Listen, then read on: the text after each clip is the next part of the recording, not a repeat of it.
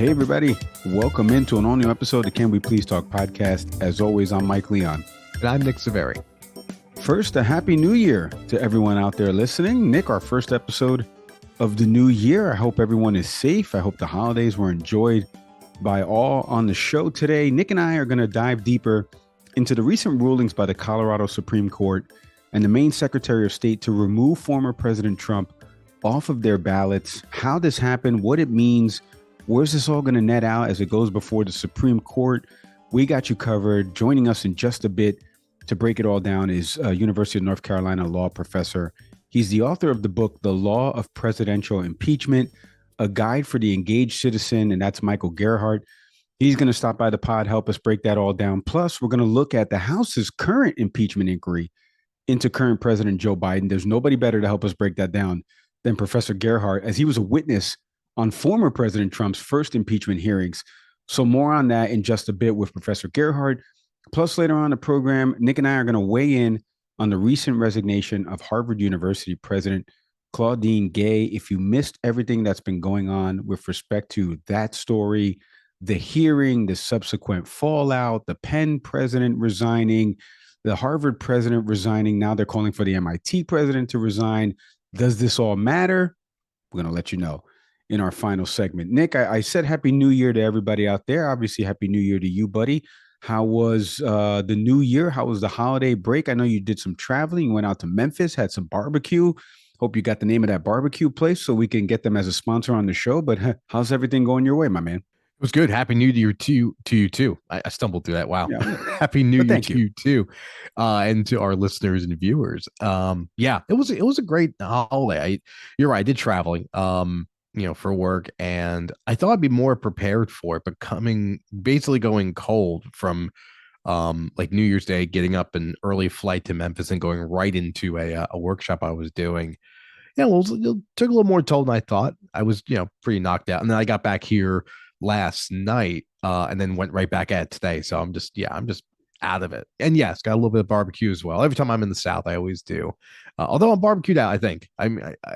I need to take a break from it, man. The pulled pork, the pulled chicken, all the sauces. I'm like, it's a lot, but it was good as always, though. And I got a chance to catch the two bowl games the playoff games from the hotel room. So it was exciting, man. Yeah. How about you? Yeah, good, man. I had a good New Year here, just kind of hanging out with the family. Florida, we have a couple of like barbecue places, but it's not like, other places in the South, and Tennessee's got great barbecue out there in Memphis, and shout out to some of the barbecue restaurants. We have one down here in Miami. I think it's called Shorty's.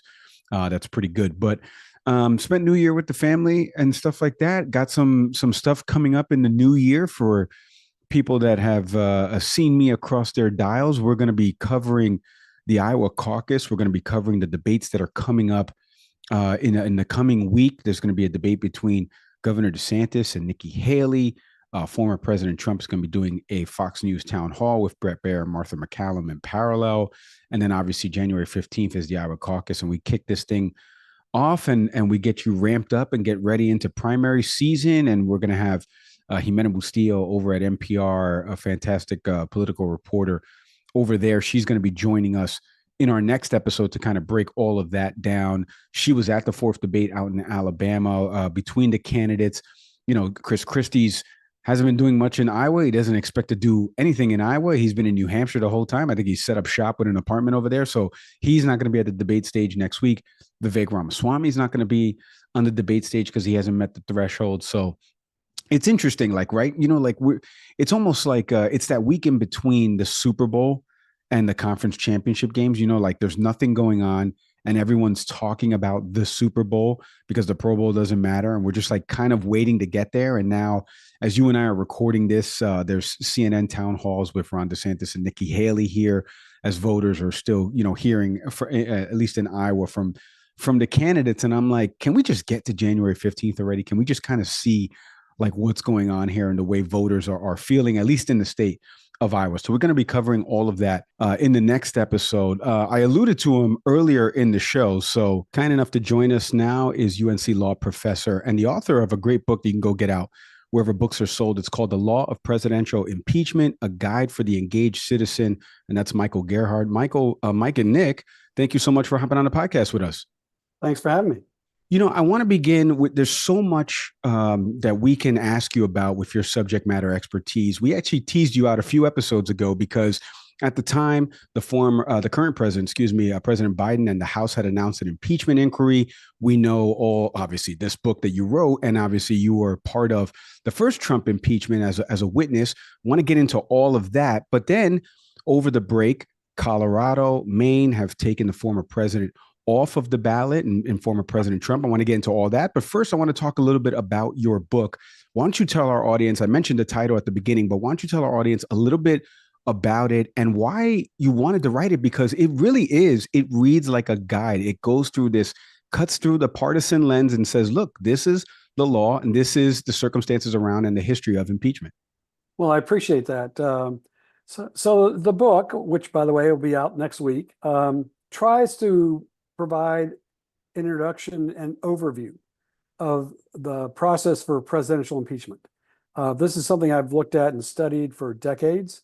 I've had the privilege of being a witness several times in presidential impeachment proceedings and served as special counsel to Senator Leahy when he was presiding officer in the second Trump impeachment trial. So my hope is the book will provide insights into the law of presidential impeachment from somebody who's not just studied it, but had an opportunity to witness it firsthand. And hopefully it's accessible to everyone. And my hope is not to talk about what's good for Republicans or what's good for Democrats. It's just the basic law.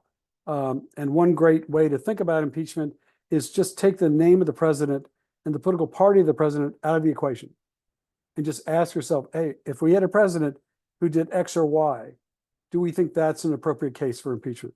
We've seen that there recently now. I mean, we're in the midst of potentially another proceeding. And obviously two with the former president. Way back when we started the show, we had Professor Eric Foner on, and we talked about, coming out of the Civil War with Reconstruction, the idea of the impeachment at the time of President Johnson. Going forward, it's the idea of that's a heavy thing to take on. It's a heavy thing. It's the Rubicon in Congress. We've now, however, have seen this used as a blunt tool more frequently. Have we gotten to a place where, because you just mentioned a moment ago that, we want to take the politics out of it, take the president out of it, just focus on process. In the work that you're doing, does that seem viable at this point, just considering the political climate? I think it's necessary. I think it's the only way to get out from under using impeachment as a partisan weapon. Republicans in Congress talk all the time about adhering to original meaning. Well, the original meaning of impeachment is that it's a nonpartisan tool. It is the primary mechanism for holding presidents accountable for their misconduct. It's not there to be used just against a president we don't like, or to be used against only presidents from the other party. That's not what impeachment's about. It is a rarely used mechanism for the most serious kinds of misconduct that a president could commit, typically in office. And in order for that to fulfill its objective, I think we have to look at and focus on the misconduct, which is proven, which demonstrates a serious abuse of power, and not look at the political party or how this will affect a presidential election.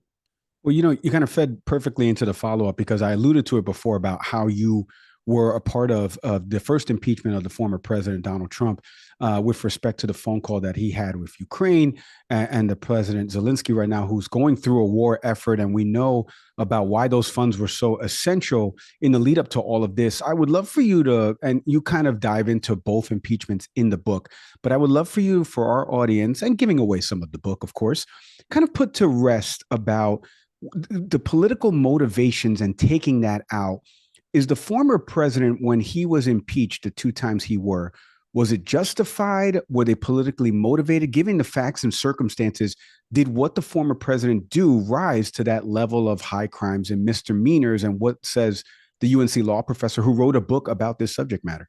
Well, of course, I testified in the 2019 impeachment hearings against President Trump.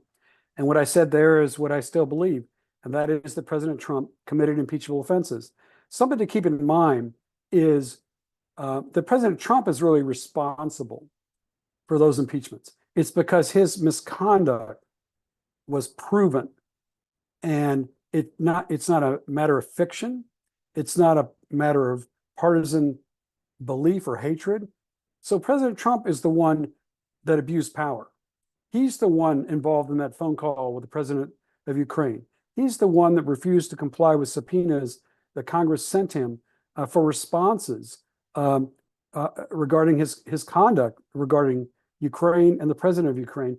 And we might recall what President Trump wanted to do at that time in 2019 was he wanted the president of Ukraine to issue a false narrative. He wanted that president of Ukraine to simply announce a criminal investigation into Joe Biden for conduct relating to Burisma, which is a company that his son Hunter was involved with. Guess what? That theory, that narrative was disproven at the time. It's the same narrative the Republicans in Congress are pushing now. It hasn't gotten proven since then, but instead it serves a political purpose for Donald Trump. In fact, Donald Trump has asked Republicans to impeach Biden because, as Trump says, it happened to me. No, it happened to President Trump not because of made up stuff, but because of serious abuse of power. And then in January 6th, something everybody knows about from real video, not doctored video, from video that we all watched in real time. And the members of Congress are there in real time. And they knew that there was a storming of the Capitol, violence directed against the Capitol by Donald Trump. And that's why 7 senators broke from their party to convict Trump in that second trial. That's the largest number of senators from a president's party to vote to convict that president of misconduct. Staying with the topic of impeachable offenses for a moment, it was noted that some Republicans had came forward, and in the conversation about this upcoming impeachment, when asked to provide facts or anecdotals like evidence to why moving forward, I mean, it was documented that it was a struggle to generate that. In your book, there's a conversation about like how do you prepare the materials before moving forward. From what you're seeing with this initial push from Republicans for this current impeachment process, where is that in violation to the core principles and really what should be happening in an impeachment process? Is this a case of Republicans not really following process and trying to get to the point like the former president has spoken of and asked for? Or are they still well within the appropriate guidelines of moving forward in an impeachment inquiry? I think they've left the Constitution behind. I think that they are trying to gut impeachment. They're trying to remove it as any kind of serious mechanism for presidential impeachment. And don't believe me, the Republicans' own experts said in the one hearing held on President Biden's possible impeachment that there was no evidence yet of any impeachable misconduct. That was said in late September. No fact finding has been done since then regarding Joe Biden. There's lots of hyperbole regarding Hunter, and there's lots of wishful and hateful thinking about Joe Biden, but that's not a substitute for real evidence. Had there been real evidence, the process would have looked different. That's what we had with Richard Nixon, for example. There were months of evidence compiled in the House, the Senate, and by a special prosecutor. All that evidence showed the same thing, that Richard Nixon was abusing his power. In 2019, the House Intelligence Committee pulled together weeks of intensive fact-finding that was done with witnesses from within the Trump administration. Numbers of people who actually Trump appointed were the ones who were testifying about his misconduct. And if we fast forward to 2021, the second impeachment trial of President Trump, that too wasn't something concocted. We all saw the videos, and we all saw the damage. And we all heard President Trump's speech. And we hear, even today, President Trump putting forward the big lie that he somehow won the presidential election in 2020. We all know that's false. Congress knew it was false. That's the way they certified the election ultimately for Joe Biden. So the Republicans who are pushing for Biden's impeachment are the same people who don't believe Donald Trump has ever done anything wrong. And that blasts their credibility. What we want and need in an impeachment process is credibility, not vindictiveness, not partisanship, but credibility. And that starts with the evidence. Couldn't agree more. And you do go into depth about the Richard Nixon process in your book. Like I said, you can go get that book wherever it's sold. I did want to pivot because, we were talking about this at the top of this segment about some questions we wanted to ask you around the former president now being taken off the ballot in Colorado and in Maine. I know recently he has asked, his lawyers have asked the U.S. Supreme Court kind of take on the case in Colorado and what the Colorado Supreme Court in a 4-3 decision ruled in terms of removing him off the ballot. You and I were talking before we came on air about how everyone now knows Section 3 of the 14th Amendment, and we're going to find out the application of this law and how it's interpreted, because the former president's not charged with insurrection. He's charged with obstructing an official proceeding. And all the legal beagles on TV, including a friend of the show, Ellie Honig, former federal prosecutor and CNN legal analyst, and John Avalon, a political analyst for CNN, they were engaged in a morning debate about Colorado and the interpretation of the 14th Amendment. And I said, well, I know somebody who can kind of break this down and tell us if they're right and wrong in their arguments. So I want you to take a listen to this, and we're going to react on the other side. So take a listen. Here's where I think the problem comes in with the ruling we got from the Colorado Supreme Court yesterday. Even if we take it as a given that Donald Trump engaged in an insurrection, and I'm willing to sign on to that given all the facts, I think quite clearly, we still don't know, even as we sit here now, we don't know how this works. We don't know who gets to decide whether a person engaged in insurrection. We didn't know 100 years ago. We didn't know yesterday. We don't know now. The problem is the Constitution tells us how we're supposed to know. The 14th Amendment says, Section 5, Congress is supposed to pass laws telling us how this works. Congress has not done that. And so what Colorado did is they sort of made up this procedure. They had this quasi-hearing over 5 days. And now the Supreme Court of Colorado, by a 4-3 margin, is saying, good enough, he's out. That is a violation of due process. And that is why I think that this ruling from the Colorado Supreme Court is going to be struck down. The Constitution says what it says. The Colorado Supreme Court decided that the Constitution still matters and it applies to Donald Trump. The 14th Amendment, Section 3, specifically says, we had the language up there, that no person who took an oath to uphold the Constitution and engages in insurrection or rebellion or gives aid or comfort to said insurrection or rebellion is eligible to hold any office. That's the language. Any office, civil or federal. And people can parse, well, was it anticipated to be under a president? I know if you read the articles, the debates around the ratification, senators at that time are saying this is also forward-looking. This is not just about the Confederacy and the U.S. Civil War. All right. So you heard a little bit there of their back and forth. Obviously, Ellie pointing to due process and Donald Trump maybe not getting that. Obviously, John talking about what the amendment, what the section in the amendment actually says about holding public office and giving aid or comfort to anybody participating in an insurrection. First, I would love to get from you kind of a breakdown of what they're arguing against and the merits of each of their arguments. And then as this goes to the U.S. Supreme Court, as of this taping, they have not weighed in on it. Where do you think it nets out? And do you think they weigh in and set a precedent that other states, depending upon where they lean and their legislatures lean, could actually, take either Joe Biden or President Trump off of the ballots? Well, I know both Ellie and John, and I respect them both. And each of them has a point to be made. Ellie, who was the first speaker, makes the point, which I think is right, that we just don't know for sure how Section 3 is supposed to be implemented. We know the language, that's what John points out.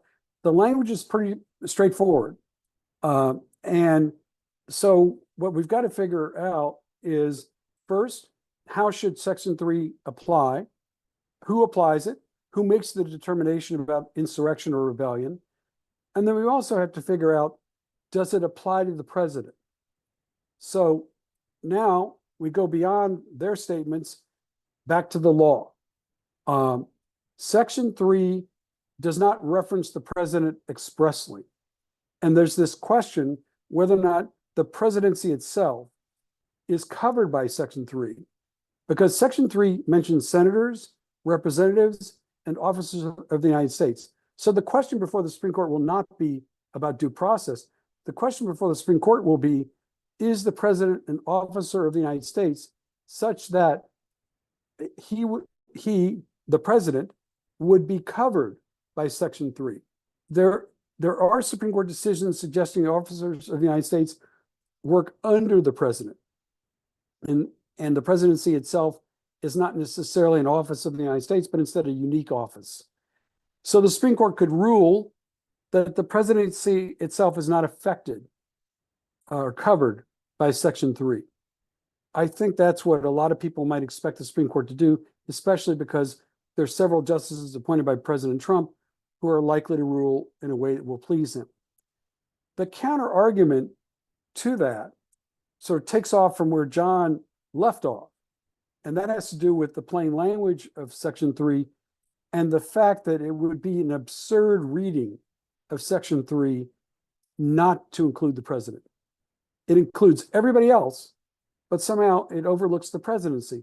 That would be absurd in the aftermath of the Civil War if the narrow reading of Section 3 that doesn't apply to the president prevails.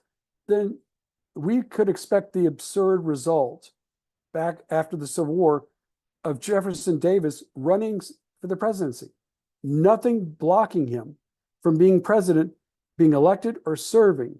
And that is not what the framers of the 14th Amendment wanted. That would be an absurd result. And I think it's not a result consistent with what we know about Section 3. Michael, does a precedent like that run the risk of then disrupting previous decisions or conversations that that the court has brought up, of the idea that if the presidency is viewed as a separate office? We heard this a little bit in the form of confidential documents, that these like the Espionage Act, for example, but the documents that were found in the former president's in the estate, that was an argument of like, this doesn't apply to him. So do we run the risk of, or is the precedent possibly that there's essentially an exclusion of the president from, I guess, almost unless the role is named in the Constitution? Well, I think we've got to keep the big picture in mind, because if the Trump arguments work, Section 3 doesn't apply to me, the espionage doesn't apply to me, I can't be held liable in impeachment because I'm the law. If those arguments from Trump are correct, then we reach the conclusion that as long as the president is Donald Trump, he's above the law. And by the way, that's exactly what the framers opposed. They created a constitution in which no one was above the law. So anything that would lead to the conclusion that the presidency, again, only occupied by Donald Trump, guess what? If it's occupied by Joe Biden, Republicans say, oh, every law in the world applies to him. Well, that tells us there's no principle involved in their activity. But if there's a principle involved, it applies no matter who holds the office. It applies equally to everyone who occupies the presidency. And that means, in effect, no one is above the law. And so I think as far as Donald Trump is concerned, the law applies to him, not just when he's president, but particularly after he's president. This is the mistake Trump makes. Trump argues, and his lawyers argue, somehow, as an ex-president, he's entitled to all the same privileges that the current president is entitled to. There's no such rule in American law. We have only one president at a time. Donald Trump may not like it, but Joe Biden fairly won the presidency. He fairly occupies the presidency, and he is currently the president of the United States. That's a fact, and the law supports that fact. Donald Trump wants to be a king, but our Constitution doesn't allow for that. So that's his frustration. Keeping on theme, because Colorado wasn't the only state that did this, but Colorado obviously went through the judiciary, whereas in Maine, we recently saw the Secretary of State removing the former president from, or barring, the former president, from the state's ballot. And we'll see how that plays out in the courts.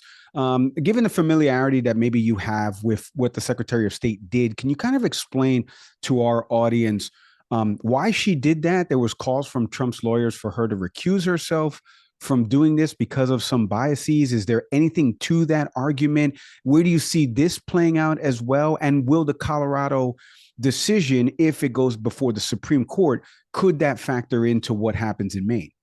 There's no credibility and legitimacy at all to the Trump arguments that the Secretary of State of Maine should somehow be disqualified because she's not a Trump lover. She is rightfully the Secretary of State. Doesn't matter what her political party is. And so she's entitled to exercise the powers of that office. One of the powers of that office is to determine the eligibility of people who want to be on the ballot. And she's made a determination within the scope of her power that Trump is not qualified to be on the ballot because he violates the terms of Section 3. That's a reasonable construction of Section 3. It was a construction by a state board back here in North Carolina in a case that involved Matthew Cawthorn that was decided several years ago. But if we fast forward back to the present, what we're concerned with is facts and the law. Those should not depend on partisanship. And the fact is that Donald Trump did what he did on January 6th. And by the way, there was a huge lead-in to January 6th. He was trying mightily to undermine the process for confirming the outcome of the 2020 presidential election. He's still trying to undermine that process. But the facts are that Biden won the presidency fair and square. He's the president. And if there's evidence of serious wrongdoing by Joe Biden, that would be featured in an impeachment inquiry. The difficulty here is there are no facts to support that. Republicans themselves have said there's no evidence. Republican expert witnesses have said there's no evidence. So if they say there's no evidence, I'm willing to agree with them on that point. Speaking of the facts and the law, you can go get that book that I mentioned before that you wrote. It's out now wherever books are. So I think as of this taping coming out, the book is out there. It's called The Law of Presidential Impeachment, a guide for the engaged citizen. One thing we like to do with authors that come on this show, Professor Gerhardt, is somebody's at Barnes & Noble or a local bookstore.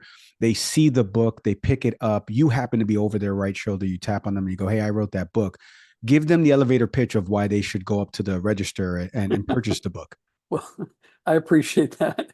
My hope is that the book will be a useful introduction to the actual law of presidential impeachment and to the actual process that the Constitution sets up for holding presidents accountable for their misconduct.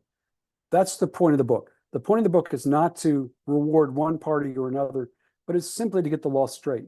So anyone interested in getting the law straight would benefit from reading the book. There you go. And that's what I like about the book. You know, nonpartisan, just cutting to it with respect to the laws. Professor Gerhardt, I can't thank you enough for hopping on the program, giving us a couple minutes. Continued success to you, and please stay safe. Thank you very much. I really appreciate it. And you stay safe as well.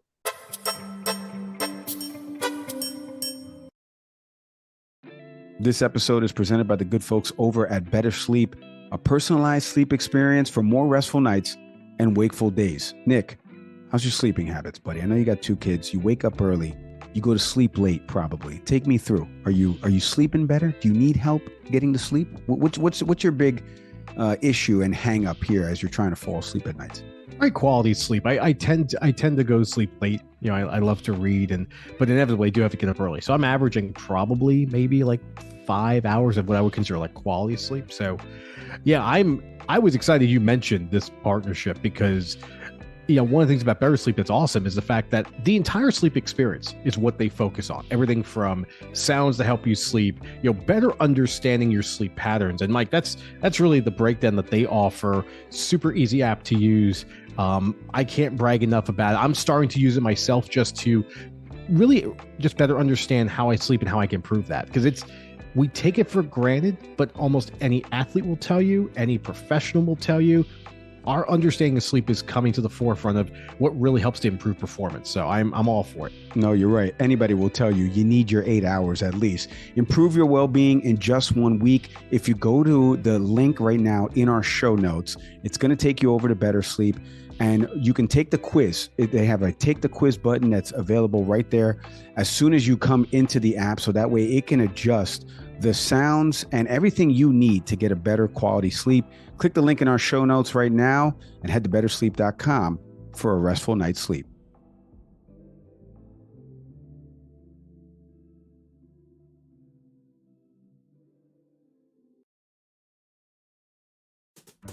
Nick, today's episode is presented as always by our friends over at Fresh Roasted Coffee. Since 2009, their passion has always been bringing you gourmet coffees from all over the world, roasted fresh to order. I got my coffee snob here, Nick Saveri. Nick, tell these people, coffee snob it up here. Tell these people why Fresh Roasted Coffee is so good and why they're the official sponsor of Can We Please Talk. You know, often the best cup of coffee that you're ever going to have is the one that you can make from home.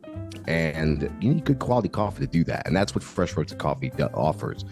You know, between single origin, between blends, flavors, anything on the coffee spectrum they've got. But more importantly, and I can't stress this enough, often when you purchase coffee, you don't know where to start. I mean, there's so many different varieties, so many different opportunities, so many different things you could choose from. And Fresh Roasted Coffee just gives you a very simple questionnaire and just says, hey, figure out what your coffee cup is. Figure out what blend works for you. I've gotten some single origin recommendations, so has Mike, and that's influenced everything. And what they recommend, you can get in a Keurig cup, the way Mike takes it. You can take it in the way I do it, which is typically through a French press, or you can get it for a percolator.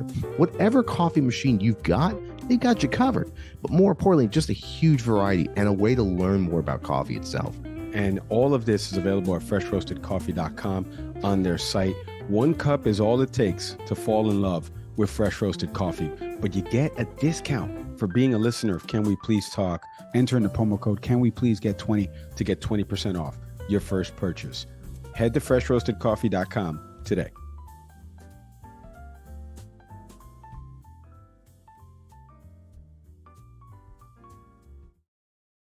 All right, our thank yous there to Professor Michael Gerhardt. Like I mentioned, UNC Law Professor. The book is out, available wherever books are sold. I believe the book is out because as of this taping, if not, it will be out. You can pre-order it. It's called The Law of Presidential Impeachment, a guide for the engaged citizen. Like his book is really a really good explainer of a lot of the impeachment stuff. Obviously, he doesn't dive into what we were just talking about with Colorado and Maine, but his book is a really good explainer on the process because the House is thinking of impeaching Alejandro Mayorkas. They're thinking of impeaching President Biden if they find enough evidence. So go get the book. Our thank yous to him for coming on the program. Before we sign off here, Nick, you know, one story that's been kind of making the headlines across the outlets out there was the recent resignation of Harvard President Claudine Gay. She resigned after obviously a firestorm of criticism that she got pretty much everywhere. And so did all of the presidents that appeared in that congressional hearing that happened a few weeks ago. And they were asked by Representative Elise Stefanik about anti-Semitism on college campuses and did it violate the code of conducts for these universities. And the way these presidents answered all of this caused this, you know, firestorm of controversy because all these news outlets in whatever direction were like, these are terrible answers that they're giving. And then big mega donors at these universities were like, we're going to pull our money if you don't get rid of these folks. And the Harvard president was the second president to resign in this. We'll see what happens with the MIT president. If you don't know anything about the story at a high level, take a listen to this. Tonight, embattled Harvard President Claudine Gay stepping down, abruptly ending her turbulent 6-month tenure as the institution's first Black president, the shortest term of anyone in that position. In a letter to the Harvard community, Gay writing, "It has become clear that it is in the best interest of Harvard for me to resign, and that it has been distressing to have doubt cast on my commitments to confronting hate and to upholding scholarly rigor, two bedrock values that are fundamental to who I am, and frightening to be subjected to personal attacks and threats fueled by racial animus." Calls for Gay's resignation followed backlash to this response at last month's congressional hearing, when Republican Elise Stefanik pressed her about anti-Semitism on college campuses. Does calling for the genocide of Jews violate Harvard's rules of bullying and harassment, yes or no? It can be, depending on the context. It does not depend on the context. The answer is yes. Pressure grew in the following weeks, with Gay facing multiple allegations of plagiarism in her academic work. Harvard initially standing by Gay, but today the board accepting her resignation. All right, so you heard their summation. Shout out to the folks over at NBC News that have been covering this and the other outlets that have been covering it. But should we be covering it? Does this matter? What was this all about, right? The hearing that happened over on Capitol Hill with these three different presidents of MIT, UPenn, and Harvard, respectively, was to discuss what everybody has been talking about, the rise of anti-Semitism that's been happening on college campuses. I want to shout out, before Nick, you and I really talk about how we feel about this. Why is this being covered in the news? I mean, Nick, I wanted to play a game with you real quick, and it's a simple yes or no answer if you do know. Who is the president of Rutgers University? Do you know, of our alma mater? Not off the top of my head. Okay. And therein lies the answer that I wanted, because how many people truly know the university president? And Nick doesn't even know the president's name of the school we went to. Now, I'm a psycho. It's Jonathan Holloway. But do you need to know the university president at a national level, and why is this a story? So I wanted to get into a little bit of the coverage that I've been hearing and seeing about this, because from the hearing to the calls for resignation, and now subsequent, two of them have resigned, one a white woman, one a black woman. The third is a white woman who's the president of MIT, and everyone's waiting on whether or not she'll, be pressured to resign. But there was an article on BET.com from Ivory Tolson. And in this article, he mentions the following 5 bullet points that I thought was interesting. And I want to bring it here, Nick, for you and I to discuss. First, he says, why would Harvard entertain a request from New York Representative Elise Stefanik, who has promoted white nationalism before, without a subpoena? Why didn't Harvard's legal team fight Dr. Gay's involvement in this, hearing? A good question. And a lot of people have posed that, but also maybe that speaks to her leadership. Why would she entertain going on Capitol Hill to discuss something that is not of federal concern? It's her campus. It's Harvard University. Like, what does she need to go on Capitol Hill to talk about that? The second point he points out was, why were women the only university presidents called to testify, which I think was a good point. Not sure how the committee was set up, structured, who they reached out to, who accepted, who declined, but there only happened to be 3 women that attended. Like I mentioned, 2 white women and 1 black woman. And I want to get to that in a second, by the way. Why didn't, the third point he raised, why didn't Harvard's communication team properly prepare Dr. Gay for the hearing, which is really good. There's a couple of other points in there, but the biggest overarching point is, why would she go to a hearing? And the biggest thing I wanted to get to, and Nick, I'm going to defer to you on the education part of this, a college president, having to talk about issues that are happening around the country that are being covered. But is it happening on my campus, and why is it of federal concern? I want you to get into that. But the biggest things for me that I've seen, and you and I were looking up numbers about this, about women CEOs for all intent and purpose, because a campus president, a university president, is the CEO of a school. And according to Fortune, there's not that many women CEOs out there. And there's even way less, single digits, of ones of color. So the biggest thing has been made about that she's losing her job because of this. But then the argument is, well, she got her job because she's a black woman. Which one is it?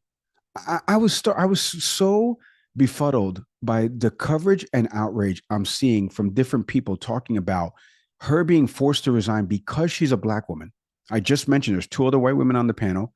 One that got it way worse in terms of coverage, the UPenn professor, who was the one that was probably grilled the longest and interrogated the longest by Stefanik because of her answers about the code of conduct policy at UPenn.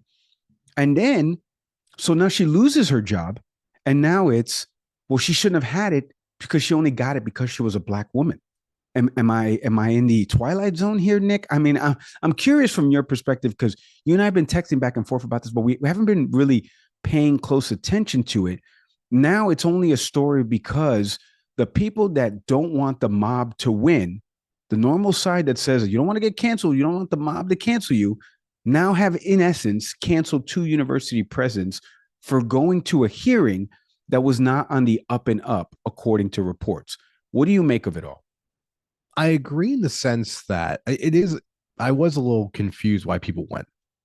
And I will never stop bringing this up. I think to have Elise Stefanik, who is a avid Trump supporter, who had nothing to say about Charlottesville in 2017, for her to ask these questions and try to come off as though she is a proponent for fighting anti-Semitism is laughable. Anyone who supports the former president and is not willing to go toe-to-toe with him about his support of organizations like the Oath Keepers and the Proud Boys is being disingenuous when they say they give a damn about anti-Semitism.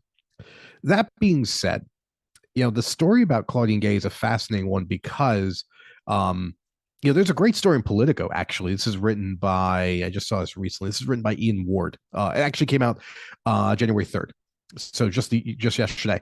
And it focuses on particularly one Christopher Rufo. And Rufo is a conservative activist who did this interview with Ward and breaks down the strategy to get Claudine to get the now removed president of Harvard, Claudine Gay, out of the paint, as people like to say.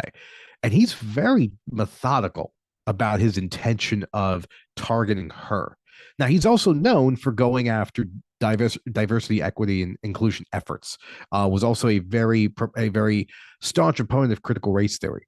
So he's been known for doing things like this. And really his strategy was about being able to get the story into the media, build off the momentum of just the outrage from her comments during the congressional hearing. And then also mentioning the fact that she had plagiarized or just not credited her the work of other scholars in her writing.